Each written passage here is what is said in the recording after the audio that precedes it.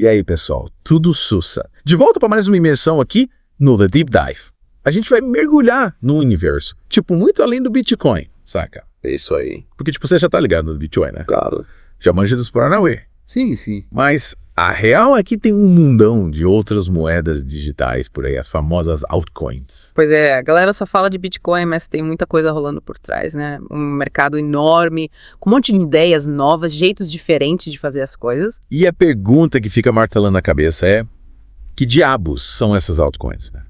Muita gente se pergunta isso. E, tipo, por que isso deveria ser importante para quem está nos ouvindo? Boa pergunta. A missão de hoje é desvendar esse mistério, para você não ficar boiando nesse mar de siglas e termos técnicos. É isso aí. A gente vai te dar um bússola para navegar nesse mundão. Show de bola! Mas, antes de começar a aventura, explica pra gente, de onde veio esse nome, altcoin? Essa é fácil. Altcoin vem de alternative coin, ou seja, moeda alternativa. Basicamente, qualquer criptomoeda que não seja o Bitcoin entra nessa categoria. É tipo assim, Bitcoin foi o primeiro pioneiro, o pai da criança. Do Big Bang das criptomoedas, né? Exatamente. Ele abriu o caminho e mostrou que era possível ter uma moeda digital descentralizada sem depender de banco ou governo. Aí a galera começou a pensar, legal essa ideia, mas será que não dá para melhorar? Dar uns ajustes aqui, implementar umas funções novas ali, e assim, nasceram as altcoins. Que legal! Então, me explica uma coisa.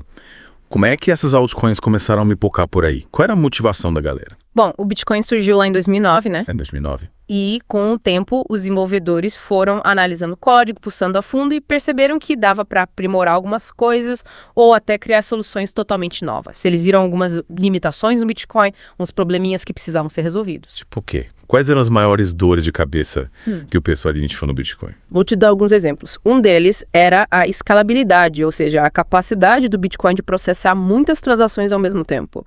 O Bitcoin consegue lidar com mais ou menos 7 transações por segundo, só 7? Caramba, só 7. Parece pouco, né? Imagina que você tá na fila do supermercado lotadaça e o caixa só consegue atender 7 pessoas por hora. Ia ser um caos, né? Nossa, ia dar um rolo danado. Pois é, essa era a questão da escalabilidade. O Bitcoin era meio lento para uma moeda que tinha a ambição de ser global. Faz sentido.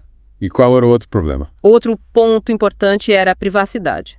As transações com Bitcoin são públicas, ficam registradas na blockchain e qualquer um pode ver quem mandou e quem recebeu as moedas. Mas peraí, a gente não fala tanto em descentralização e em liberdade. E aí, como fica a minha privacidade se qualquer um pode bisbilhotar minhas transações? Pois é, essa era uma crítica que muita gente fazia. Algumas altcoins surgiram justamente para dar mais privacidade aos usuários, para garantir que as transações fossem anônimas. Entendi. E tinha mais alguma coisa que incomodava a galera? Sim, o consumo de energia. A mineração de Bitcoin, que é o processo que valida as transações e gera novas moedas, exige uma quantidade absurda de energia elétrica. Um processo bem intensivo que usa computadores potentes trabalhando sem parar.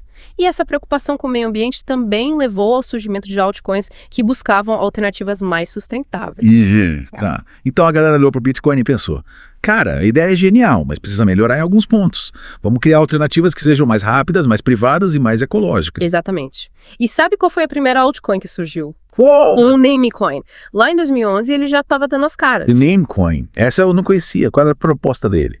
A ideia do Namecoin era bem interessante. Ele queria criar um sistema de nomes de domínio na internet que fosse descentralizado, independente de governos ou empresas. Tipo um DNS alternativo. Isso mesmo. O objetivo era evitar a censura, garantir que ninguém pudesse controlar o acesso a sites e informações na internet. Uma ideia bem visionária para a época e que ainda é relevante hoje em dia. Nossa, que legal! Então as altcoins já nasceram com essa pegada de liberdade e além do sistema tradicional, né? Totalmente. E depois do Namecoin, a coisa deslanchou de vez. Surgiram milhares de altcoins, cada uma com sua proposta, seus objetivos, suas tecnologias, tinha de tudo. Desde cópias quase idênticas do Bitcoin até projetos super inovadores, explorando áreas como contratos inteligentes, internet das coisas, jogos e por aí vai. Nossa, quanta coisa. E nesse meio tempo a gente vai falar bastante de forks do Bitcoin. O que significa isso? Tem a ver com o surgimento dessas outras moedas? Com certeza. Um fork acontece quando o código do Bitcoin é modificado, criando uma nova versão da blockchain. É como se fosse uma bifurcação na estrada, entende? Do caminho se divide em 2. Ah, tá. Uma forquilha, então. E me disseram que existem tipos diferentes de forks, né? Isso aí. Os dois principais são soft fork e hard fork. O soft fork é uma mudança mais suave, compatível com as versões antigas do software. É como se você trocasse o pneu do carro. Ele continua sendo o mesmo carro, só que com um pneu novo. Um exemplo famoso de soft fork foi o Segwit, lá em 2017, que melhorou a eficiência das transações do Bitcoin. Entendi. É uma atualização que todo mundo aceita e continua usando a mesma rede sem problemas. E o hard fork, como funciona? O hard fork já é uma mudança mais radical que cria uma nova criptomoeda totalmente independente do Bitcoin original. É como se a estrada se dividisse em duas e os carros que seguem por um caminho não pudessem mais voltar para o outro. Uma ruptura total, então. Exatamente. E alguns hard forks ficaram bem famosos, como o Bitcoin Cash, que rolou em 2017, e o Bitcoin SV, que veio depois, em 2018. A ideia principal do Bitcoin Cash era aumentar o tamanho dos blocos de transações, para que a rede pudesse processar mais transações por segundo e com taxas menores. Já o Bitcoin SV queria blocos ainda maiores, buscando um caminho diferente para o futuro do Bitcoin. Caramba, então esses forks são tipo experimentos para tentar melhorar o Bitcoin. E às vezes esses experimentos dão origem a novas criptomoedas. É isso mesmo. É. É como um laboratório de ideias dentro do mundo das criptomoedas. Que interessante. Mas com tanta gente criando novas moedas, quais são as diferenças mais importantes entre Bitcoin e das altcoins? O que a galera precisa saber para entender esse panorama? Ótima pergunta. A gente pode comparar o Bitcoin com as altcoins em vários aspectos. Primeiro, a data de nascimento. O Bitcoin, como a gente já viu, é veterano, surgiu em 2009. As altcoins são mais novas, começaram a aparecer a partir de 2011. O pai da criança e a nova geração, né? É uma boa analogia. Outra diferença crucial é o objetivo, a finalidade de cada moeda. O Bitcoin foi criado para ser um sistema de pagamento descentralizado, uma alternativa ao dinheiro tradicional.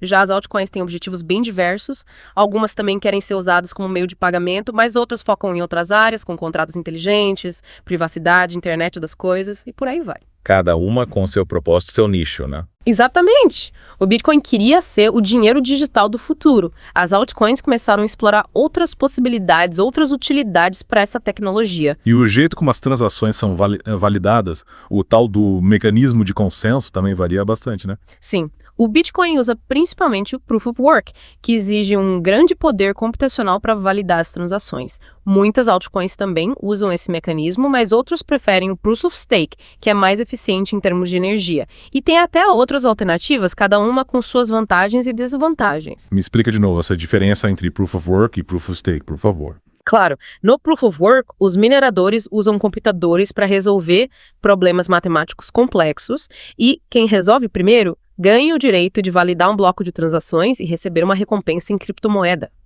É como uma corrida armamentista, onde os mineradores investem em equipamentos cada vez mais potentes para aumentar suas chances de ganhar. Já no Proof of Stake, a validação das transações é feita por quem tem mais moedas. É como se você apostasse suas moedas para ter o direito de validar as transações e receber uma parte das taxas. Quanto mais moedas você tem, maior a sua chance de ser escolhido.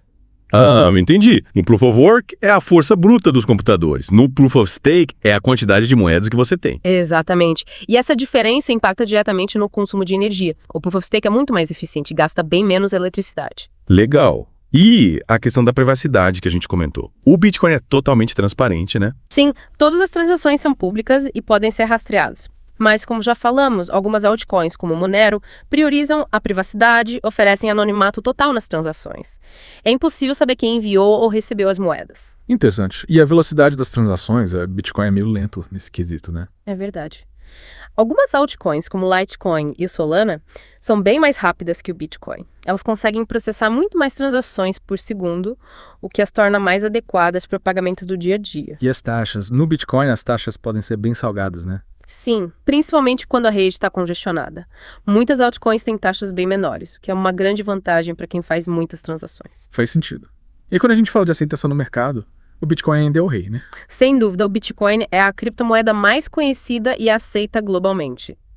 Mas muitas altcoins também têm comunidades fortes e são usadas em nichos específicos. O Ethereum, por exemplo, é a principal plataforma para contratos inteligentes e tem um ecossistema enorme de aplicativos descentralizados. De bola. E para a gente ter uma ideia da variedade que existe, me dá alguns exemplos de altcoins populares e suas características principais. Beleza. Começando pelo Ethereum, que a gente já mencionou. Ele é uma plataforma que permite a criação de contratos inteligentes, que são basicamente programas que se executam automaticamente quando certas condições são cumpridas. Contratos inteligentes. Isso parece coisa de filme de ficção científica. Me explica melhor como isso funciona. Imagina que você quer comprar um carro usado. Num contrato tradicional, você teria que ir a um cartório, assinar um monte de papéis e torcer para que o vendedor cumpra a sua parte do acordo. Com um contrato inteligente, todo o processo é automatizado. O contrato é escrito em código e fica armazenado na blockchain, que é um registro público e imutável. Quando você transfere o dinheiro para o vendedor, o contrato libera automaticamente a posse do carro para você, sem burocracia, sem intermediários, sem risco de calote. Nossa, que incrível. Então não é só uma moeda, é uma plataforma que permite criar todo tipo de aplicação descentralizada, né? Exatamente, ele abriu um leque enorme de possibilidades para a internet, para a economia, para tudo. E qual outro altcoin você destaca? O Litecoin, que é considerado por muitos como a prata digital, em contraste ao ouro, o Bitcoin. Ele é bem parecido com o Bitcoin em termos de funcionamento, mas tem algumas vantagens, como transações mais rápidas e taxas menores, né? Ah, entendi. Se o Bitcoin é para guardar valor a longo prazo, o Litecoin é para usar no dia a dia, né? Uma boa forma de pensar. E tem mais alguma? Tem o Monero, que a gente já falou, que é focado em privacidade total. E tem o Solana, que é uma das altcoins mais hipadas do momento. Ele é super rápido, consegue processar milhares de transações por segundo e tem taxas bem baixas. É uma plataforma ideal para aplicações que exigem alta performance, como jogos e redes sociais descentralizadas. Show de bola. Então vimos que tem altcoin para todos os gostos e necessidades. É isso aí. E essa diversidade é o que torna o universo das altcoins tão fascinante. Demais. Então, para a gente recapitular. As altcoins são todas as criptomoedas que surgiram depois do Bitcoin, buscando melhorar seus aspectos ou explorar novas funcionalidades. Os forks do Bitcoin são modificações do código original que às vezes criam novas criptomoedas.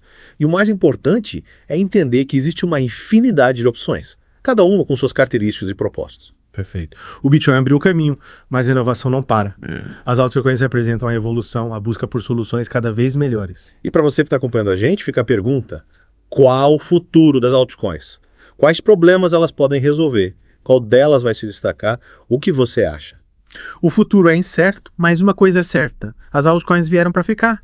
Elas fazem parte da revolução digital, da descentralização, da busca por um mundo mais livre e inovador. Cabe a cada um de nós estudar, pesquisar e decidir qual papel que queremos ter nesse novo mundo. É isso aí, pessoal.